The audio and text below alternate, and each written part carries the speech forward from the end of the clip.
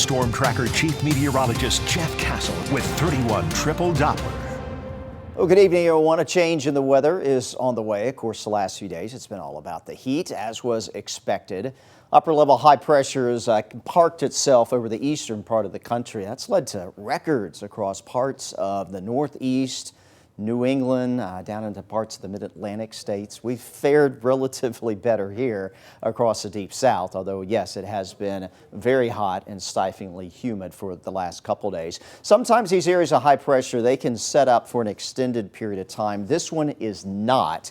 This big heat dome is going to start to break down as the pattern changes over the next several days, and the end result is that it's not going to be quite as hot, and the rain chances are going to be picking up for us as we work our way towards that weekend time frame. Now, I know you probably don't want to hear that, but that's just what we're going to have to be dealing with. So less heat on the way, but a return to kind of some of that scattered wet weather like we saw prior to the last couple of days. Here's how the temperatures are going to break down. 91 is average. That number continues to go up through about the third week or so of July around here. 97 is where we'll be tomorrow, very similar to what we picked up earlier today. But you do see Thursday, Friday, and into the weekend, we ever so slightly ease the heat. It's by no means going to be comfortable, just not as hot as what we saw today and what we'll have again tomorrow. And again, those rain chances start to make a return as well. Still looks kind of isolated in nature on Wednesday, and then we'll see a gradual increase heading into the weekend where there will be some scattered areas of rain and thunderstorms that likely will impact some of your plans. So just kind of expect that that is what we're going to be dealing with daily rain chances heading into the weekend, probably leading up to the 4th of July holiday as well.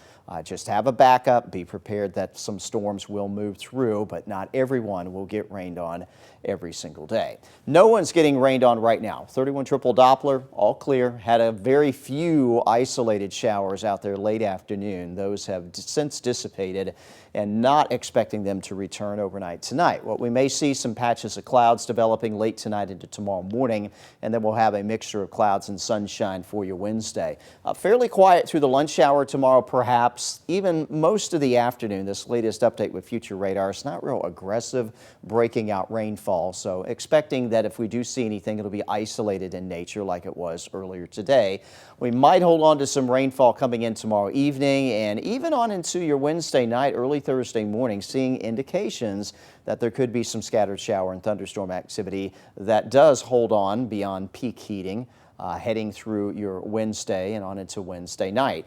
Additional showers and thunder showers will likely flare back up later in the day on Thursday, and notice the coverage of rain Thursday afternoon, a little bit higher than what we will see tomorrow afternoon around the area. So again, starting to see that transition to a little less heat and a little more rain on the way. We'll also keep an eye on the potential for some strong thunderstorms. We had a few of those, of course, this past weekend.